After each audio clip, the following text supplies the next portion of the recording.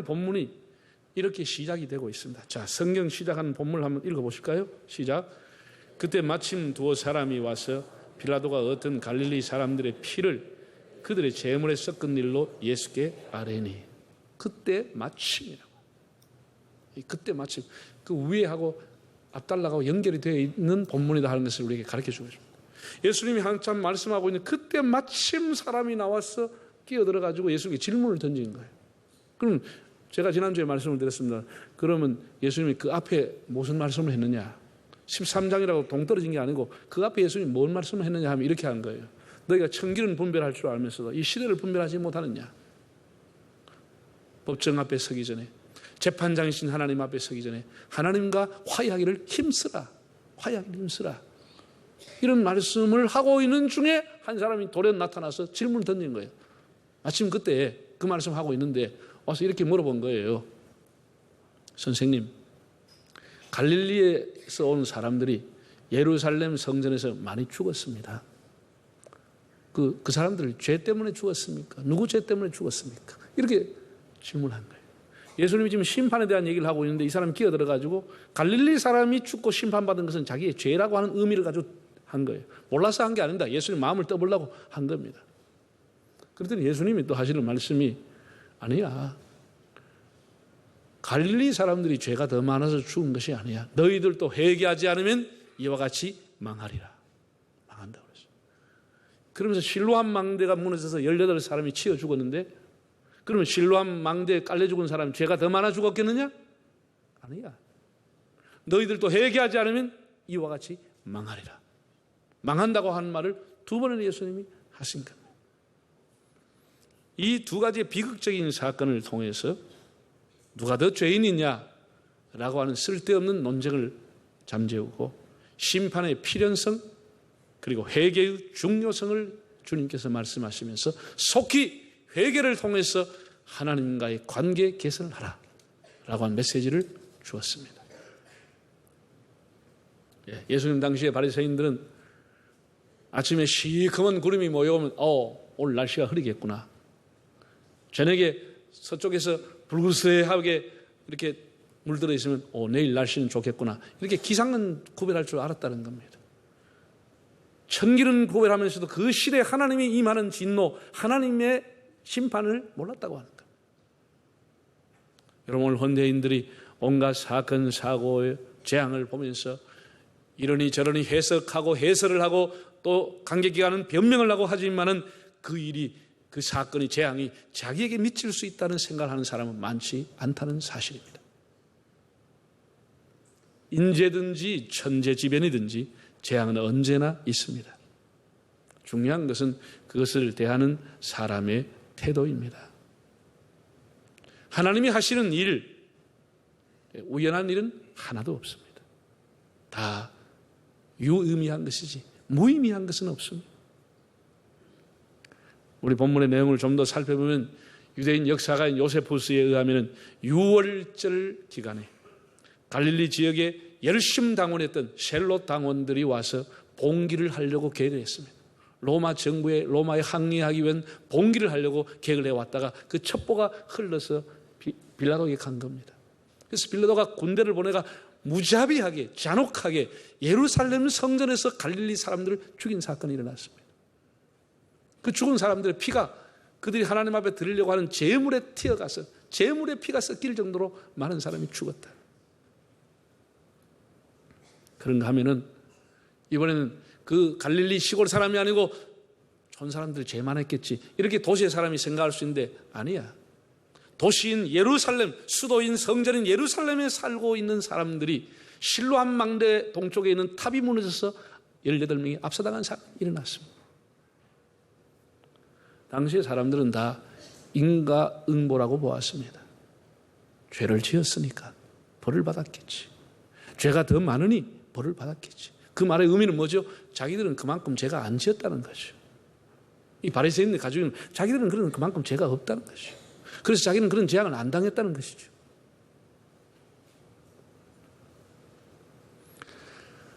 예수님에게 태어나면서부터 시각장애인이 왔을 때 사람들이 수군거리며 이렇게 말했습니다. 저 사람은 자기 부모의 죄로 아니면 자기의 죄로 저렇게 됐냐? 다 이렇게 수군거렸습니다. 우리 과거에도 우리나라에서 장애자가 태어나면 그 부모들이 어떻게 생각합니까? 내가 죄가 많았어. 내가 죄가 많았어. 다 이렇게 인과응보적인 사상을 갖고 있었습니다. 예수는 아니라고 했습니다. 아니라고 했습니다. 우리가 사는 세상 하루도 사건, 사고가 없는 날이 없습니다. 지금은 TV를 틀려면 겁이 납니다. 무슨 일이 날까? 신문에 아침 오면 무슨 또 일이 있을까? 여러분, 뉴스에 나는 것보다 안 나는 일들이 더 많습니다. 그건 극소수가 뉴스에 나는 겁니다. 더 엄청난 일들이 뉴스에 나오지 않을 수도 있습니다. 우리 근래만 해도 엄청난 일들이 일어났습니다. 예. 예. 여러분, 근래에 일어났던 최고의 우리가 가슴 아프게 된 사건은 세월호 사건 아닙니까? 세월호 사건. 사람들 생각에 뭐 세월호가 벌써 세월이 흘러가서 2년 넘었는데 뭘 또 세월호냐 생각하지 모르지만 여러분, 이것은 과거형이 아니고 아직도 현재 진행형입니다. 거기에 빠져있는 배에 인양하지 못했습니다. 300명 이상 생태 같은 아이들이 죽었는데 1, 2년 만에 여러분 다 잊어버릴 수 있습니까? 정부에서 불성실하게 대하지요, 조사에. 사람들은 냉소하지요. 그 사람들 관심 주지 않죠. 그 사람이 너무 가슴이 한이 돼가지고 호소해도 사람 들어주지 않죠. 여러분, 그런 엄청난 사건은 수십 년이 가도 지어지지 않습니다. 사회에서. 쉬워지지 않습니다.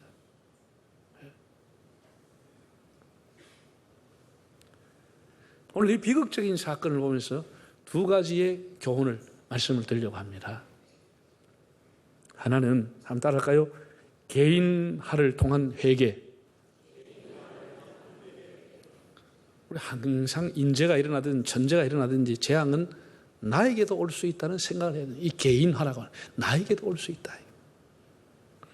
온갖 사건을 보면서 나에게도 닥칠 수 있고 내 가정에서도 이런 문제가 올 수 있다고 하는 이 개인화, 나에게도 올 수 있다고 하는 이런 자세가 중요합니다. 나하고 뭔 상관이 있나? 세월로 내하고 뭔 상관이 있나? 내가 배를 만들었냐? 내가 배의 선주냐? 내가 유병헌이라? 이렇게 하면 이 사회가 어떻게 되겠습니까? 어떻게 되겠습니까? 나와는 무관하다고 하는 것, 그들은 그들이고 나는 나라고 하는 이런 것들이 우리 사회를, 아픔을 당한 사람을 더 힘들게 하는 겁니다. 우리가 이런 일을 보면은 일어나 머리를 들고 하나님 앞에 자신을 회개하고 반성하고 자기를 성찰하고, 내가 저 부실해, 내가 저 부조리에 나도 한몫한 게 아니냐, 내 생각은 잘못된 것은 아니냐, 이렇게 자기를 성찰하고 돌아볼 수 있는 기회가 돼야 하는 것 아닙니까? 유병의 한 사람의 책임 다 돌리고, 종교는 아편이야, 잘못된 종교, 이단 종교에 빠지면 이렇게 되는 거야, 이렇게 가르쳐서 되겠습니까? 정부가 안전불가침, 안전대책은 정부가 다 책임져야지, 이렇게 한다고 하는 것은 굉장히 미성숙한 사회가 되는 겁니다. 세월호 사건이 일어나고 난 이후에 한참 지나서 대학교 교수들이 여러 대학의 성명을 발표했습니다. 거기 보면 이런 성명이 있습니다. 저희들이 보기에 이번 참사의 근본 원인은 물질적 탐욕에 젖은 나머지 생명의 가치를 내팽개친 황금만능주의, 편법과 탈법의 관행을 암묵적으로 받아들여온 결과중심주의에 있음을 고백하지 않을 수 없습니다. 세월호 참사는 우리 사회가 얼마나 삶과 생명에 대한 철학 및 성찰이 빈곤한 반인격적 사회인지를 여실히 증거하고 있습니다. 이렇게 성명서가 나옵니다. 물질적 탐욕,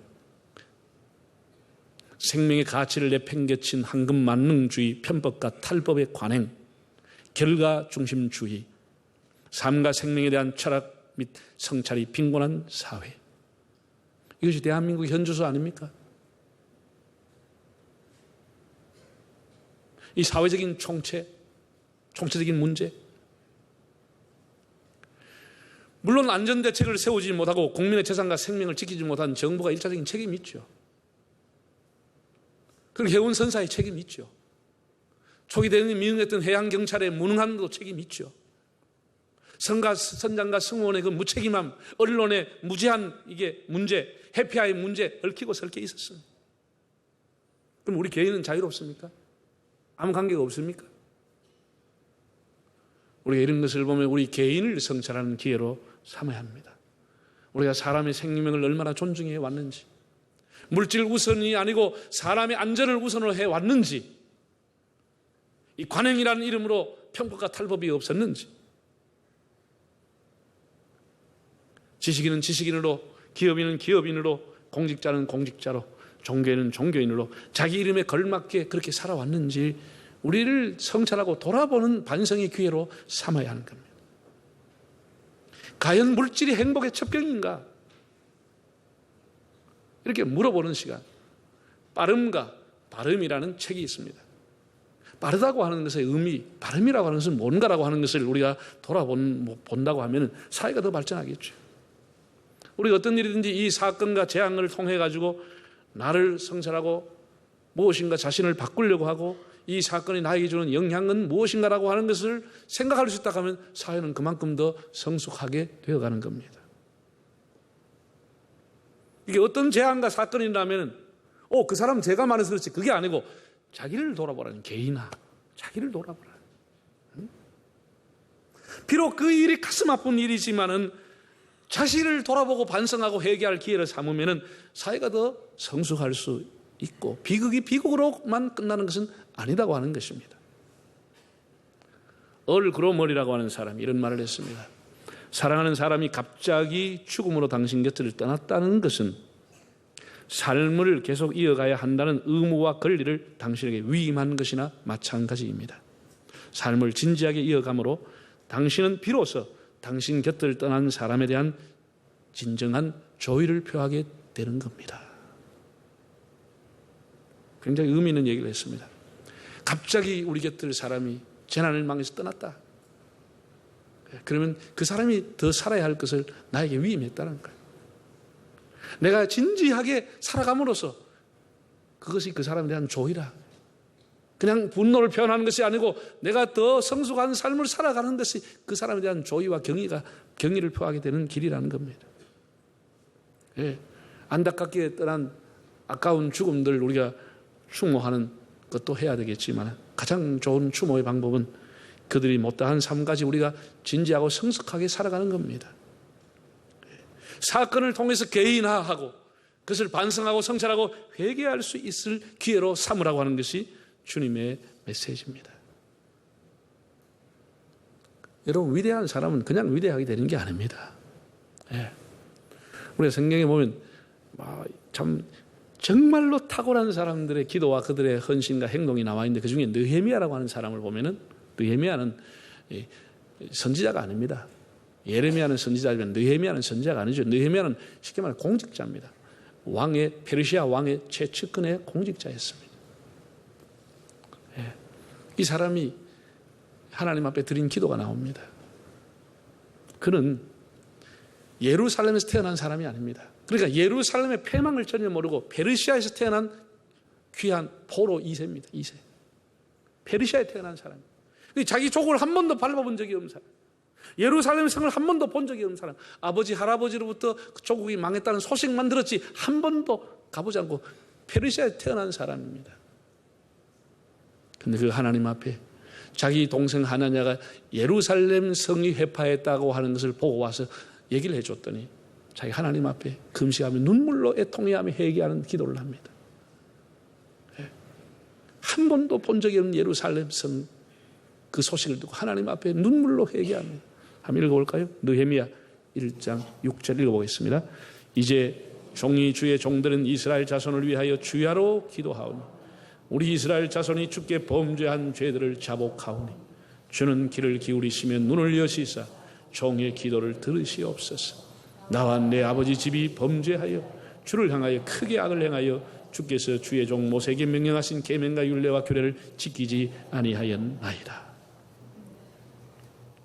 앞에 성경에 보면 나와 나의 아비 집이 범죄했어. 왜 예루살렘이 망했느냐? 왜 하나님의 성전이 불탔느냐? 나와 나의 아비 집이 범죄했다. 자기가 그때 태어나지도 않았는데 내가 하나님 앞에 죄를 지었기 때문에, 내가 하나님 앞에 바로 살지 못했기 때문에 이런 일이 왔다는 거예요. 하나님의 계명을 지키지 못했어. 이 개인화라고 하는 거예요. 국가의 패망이 나와 관계가 있다는 거예요. 내가 하나님 앞에 바르게 못 살았다는 거예요. 내가 바르게. 이게 느헤미야의 기도예요. 느헤미야. 그래서 그는 그 위대한 사람이 되고 결국은 왕에게 청원해서 유대 총독으로 가게 해서 예루살렘 성벽을 중수하게 되는 겁니다. 그 성을 중수하는 사명을 갖게 되는 겁니다. 예루살렘 패망을 본 적이 없던 후세의 사람, 그 패망이 나의 범죄 때문에 기도한다. 그런가 하면 예레미야라고 하는 선지자는 그렇게 눈물로 호소연했지만 결국은 예루살렘 성이 패망했습니다. 그러난 이후에 그가 애가를 지었습니다. 비탄의 노래, 애통의 노래, 절망의 노래, 슬픔의 노래를 그가 지었습니다. 그 애가의 1장 12절에 그가 이렇게 얘기했습니다. 한번 볼까요? 지나가는 모든 사람들이여 너에게는 관계가 없는가? 나의 고통과 같은 고통이 있는가 볼지어다. 여호와께서 그의 진노하신 날에 나를 괴롭게 하신 지나가는 모든 사람들이여 너희에게 예루살렘 패망이 상관이 없는가? 너를 돌아보라. 성전이 불타는 것 너희하고는 상관이 없는지 한번 살펴봐라. 지나가는 자여 지진이 일어나는 것이 너희와 상관이 없는지 살펴봐라. 실로암 막내가 무너지고 예루살렘 성이 무너지는 것이 너희하고는 상관이 없는지 한번 살펴봐라. 그 고난과 그들의 고통이 너희하고는 상관이 없나? 애절한 그의 비탄의 노래가 들려옵니다. 우리가 세상에 일어나는 재앙이 우리와 상관이 없습니까? 우리는 어렵습니까 여전히? 그것을 개인화해서 자신을 성찰하고 반성하고 회개하는 기회를 삼으라고 하는 것이 주님의 말씀입니다. 두 번째는 따라하겠습니다. 연대화를 통한 협력. 네, 우리가 개인의 문제로 끝나지 않고 연대를 하는 겁니다. 같이 연대하고 같이 연합하면 또 더 큰 시너지 효과가, 더 좋은 효과가 일어날 수가 있습니다. 결코 재난당한 한 사람 그 가정의 일만은 아닙니다. 여러분 지금은 세계화, 소위 말해서 글로벌 시대라고 하는 것은 이건 보편적입니다. 작은 커피 가게에도 가면 세계화라고 써놨습니다. 누구든지 사용하는 단어입니다. 이 글로벌 시대, 지구촌 시대라고 하는 의미가 뭐죠? 물론 이제 교통수단이 발달해 하루 만에 갔다 올 수 있는 이웃이다. 그런 의미를 갖고 있지만 진짜 글로벌 지구촌의 가장 강한 의미는 한 공동체라고 하는 것입니다. 이제는 세상은 이렇게 지역별로 인종별로 나눈 것이 아니고 한 공동체다. 그런 의미를 갖고 있습니다. 과거에는 인도네시아의 사이클론, 태풍이라든지 중국의 대홍수라든지 저 남미나 아프리카에 일어났던 전염병 거의 몰랐습니다. 한참 세월이 가서야 알았습니다. 지금은 이런 대형 사건들은 바로 그날 저녁에 안방으로 바로 나와버립니다. 이 SNS 발달, 인공위성 통신 이런 발달로 그날 바로 그냥 삽시간에 사람들이 세계 사람이 다 알아버립니다. 여러분 그런 사건이 일어나는 걸 보면 첫째 어째요? 가슴이 덜컥 내려앉죠.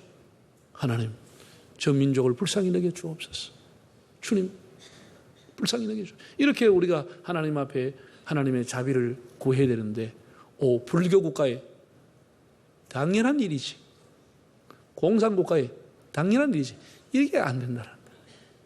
이렇게 해서는 안 된다는 거예요. 주님 말씀. 우리가 그런 일을 볼 때 가슴 아파하고 여희여에 함께 아파하는 마음, 함께 눈물 흘리는 마음, 그 백성들이 얼마나 고통을 당할까, 얼마나 불편할까, 얼마나 슬플까. 저 나라가 복구하려면 얼마나 많은 세월이 갈까. 그래서 과거에 우리가 IT에서 8도 정도의 지진이 났을 때 수십만이 죽었습니다. 네팔에 얼마 전에 지진 났을 때, 중국에서 또 대지진 홍수 났을 때, 우리 교회가 작지만 우리가 한 주일 교회 예산을 할 수 있지만 여러분이 동참해서 헌금을 해서 보내줬습니다. 그 아픔에 같이 동참한다는 이 연대성, 연대를 통한 협력이라고. 우리가 너희들 기억하고 있다. 우리가 너희를 응원하고 있다. 다시 일어나라.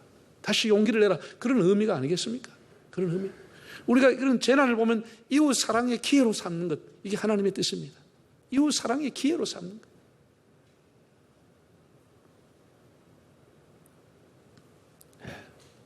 이게 지구촌이라고 하는 것은 이제는 한 마을이고 한 공동체입니다. 우리 언어가 달라고 문화가 달라도 그런 마음을 우리가 가지는 겁니다. 멀리 불구경하듯이 우리하고는 상관이 없이 지나가는 자야 이것이 너희와 관계가 없는지 상관이 없는지를 다시 한번 돌아보라. 그게 우리에게 일어날 수 있는 거예요.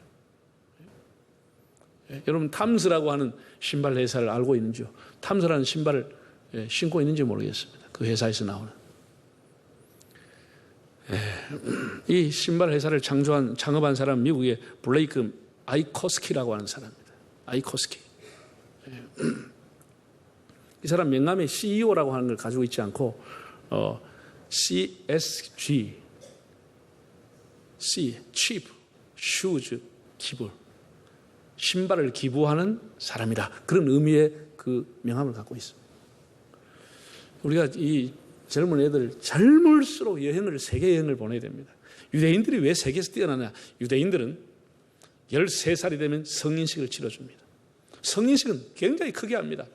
부모님, 할아버지, 할머니뿐 아니라 막 그냥 이웃들, 친척, 조카, 이모들 다 와가지고 그때 결혼한 것처럼 축하금을 줍니다. 100불씩, 200불씩 다 축하금을 줍니다. 그 돈 가지고 그 부모님 뭘 만들어주냐? 한 달 동안 세계 여행할 수 있는 티켓을 줍니다. 그래서 13살, 14살 아이들이 혼자 배낭 메고 혼자 여행 갑니다. 혼자. 여러분 지금 13살 애들 혼자 여행 가라고 주면 서울역 갔다 그냥 돌아옵니다. 아무것도 못하고 돌아옵니다. 티켓 하나 못 끊고 돌아옵니다. 그냥 주고 줘버리는 거예요. 세계 가면 어릴 때일수록, 젊을 때일수록, 한 살 어릴 때일수록 세계를 보고 오면 인생의 비전이 바뀌어지고 철학이 바뀌어지고 그 삶이 바뀌어지는 거예요. 그 사람이 생각하는 것이 완전히 달라지는 거예요. 나이가 많을수록 갔다 오면 구경만 하고 오는 거예요. 구경만 하고 오는 거예요. 구경만 하고. 젊을 때 가면 인생이 바뀌어지고 비전이 바뀌어지는 거예요. 이 아이스코키라고 하는 사람은 젊을 때 아르헨티나를 여행을 한 거예요. 여행을 해가지고 두 가지를 보고 온 거예요. 두 가지를.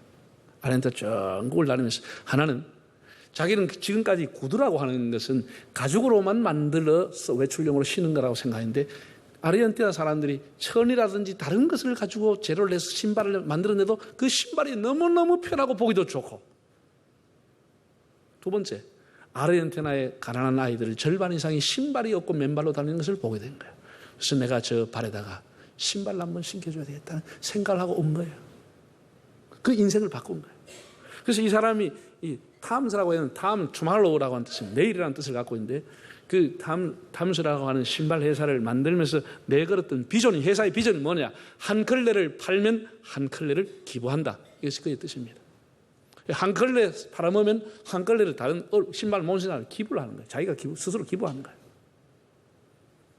이게 뭐 이윤을 추구하는 회사인지 자선단체인지 모를 정도로 그렇게 출발을 했습니다. 이윤 추구가 아니고 기부가 목적인 것처럼 시작을 했습니다.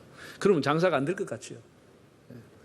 그 봉사의 정신이 알려지면서 소비자의 마음을 움직여가지고 얼마나 많은 사람이 내가 한 컬레 신으면 이 한 컬레는 아프리카의 누군가, 어려운 사람 누군가 발에 가겠구나, 이런 생각을 하게 된 거죠. 그래서 지금 보니까 70개국에 5천만 컬레 이상이 기부가 됐습니다. 5천만 컬레 이상 팔았다는 것이죠. 70개국에 5천만 이상 켤레를 기부를 하고 전 세계 1000곳 이상 매장을 갖고 있습니다. 탐스라고 하는 신발. 이게 글로벌한 정신이다. 이게 지구촌 정신, 이런 성김과 약자와 나눔의 정신이, 이 사람이 비로소 글로벌한 사람이라고 말하는 거예요. 글로벌한 사람. 얼마나 귀한 거예요. 가격을 그렇다고 비싸게 받지도 않아. 이윤을 아주 거의 최대로 낮춰가지고 한 컬레 팔면은 한 컬레 기부를 하는 거예요. 그래서 그게 세계 5천만 컬레가 나갔다는 거예요. 기부했다는 거예요. 참 너무너무 귀한 사람 아닙니까? 어쨌든 중요한 것은 그거보다 내가 중요하게 말하고 싶은 것은 글로벌이라고 한 게 뭐냐. 어떤 사건이 일어나면 어떻게 하냐. 우리가 연대성을 가지고 협력하고 도와주는, 그 사람의 아픔을 같이 그들의 문제는 그들의 문제로 끝나는 것이 나의 문제가 될 수 있다는 거예요. 그들의 눈물이 나의 눈물이 될 수 있다고 하는 거예요. 이것이 우리가 가지고 있는 기본적인 자세라고 하는 거예요. 이게 주님의 메시지인 거예요. 주님 메시지. 네. 우리가 뭐 대단한 것은 안 하더라도 내가 있는 곳에서 따뜻한 말 한마디, 여러분 이렇게 더운데 시원한 냉수 한 그릇 갖다 주는 것, 이런 것 다 좋은 사회를 만드는 거 아니겠습니까? 사랑하는 성도 여러분, 우리가 사는 세상은 재난과 참사가 그치지 않고 있습니다. 예수 믿는 사람이라도 면제되는 것은 아닙니다. 물론 이 세상에 인재만 있는 것은 아닙니다. 천재지변만 있는 것은 아닙니다. 하나님께서 의도적으로 징계와 벌을 주시는 경우도 특별한 케이스가 있습니다. 소돔과 고모라 하나님이 벌을 내렸습니다. 징계입니다.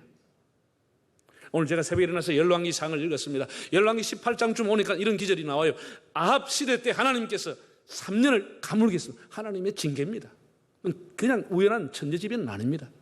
하나님이 의도적으로 특별한 계획을 가지고 하는 것도 있습니다. 그러나 일반적으로 일어난 이 일들에 대해서 우리가 함부로 하나님의 벌이니 징계니 그렇게 말하기 참 어렵습니다. 오히려 그런 징계를 보면서 살아있는 나에게 대해서 하나님 앞에 감사해야 되죠. 나는 죄가 더 많은데 내가 살아있으니까. 그렇게 생각 안 드십니까? 나는 살아있는데 나는 죄가 더 많은데. 우리가 재난의 소식이 국내든 해외든 들려올 때마다 나와 무관하다는 생각을 버리고 하나님 앞에 개인화를 통해서 자신을 반성하고 회개하는 기회로, 연대를 통해서 우리가 그들의 생명을 존중히 여기는 마음, 협력하는 마음, 그래서 비극이 비극으로 끝나지 않고 비극을 승화시키는 그런 좋은 사회를 만들어가는 우리 모두가 될 수 있기를 바랍니다.